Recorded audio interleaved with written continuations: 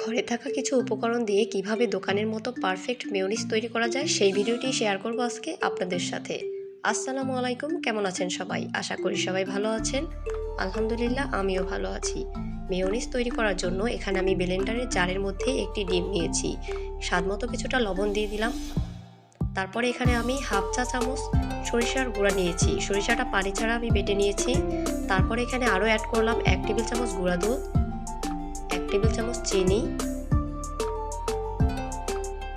এবং 1 টেবিল চামচ লেবুর রস। এখানে আমি আরও 1 টেবিল চামচ সাদা ভিনেগার ব্যবহার করব। মেয়োনিজ তৈরি করার জন্য এখানে আমি সয়াবিন তেলটা ব্যবহার করেছি। আমি হাফ কাপ তেল ব্যবহার করেছি, তবে সম্পূর্ণ তেলটা একসাথে দেওয়া যাবে না, অল্প অল্প করে দিয়ে ব্লেন্ডার করে নিতে হবে। এখন আমি আবার কিছুটা তেল দিয়ে দেব এর মাঝে,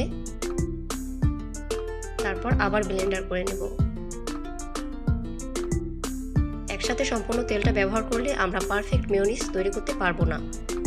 তো আলহামদুলিল্লাহ, আমার মেয়োনিজ তৈরি করা হয়েছে একদম দোকানের মতো পারফেক্ট। আপনারাও বাসায় তৈরি করতে পারেন খুবই অল্প সময়ে। এর স্বাদও কোনো অংশে কম নয় দোকানের মেয়োনিজের চেয়ে। আজকের ভিডিওটা এই পর্যন্তই। সবাই ভালো থাকবেন, দেখা হবে নেক্সট ভিডিওতে। আল্লাহ হাফেজ।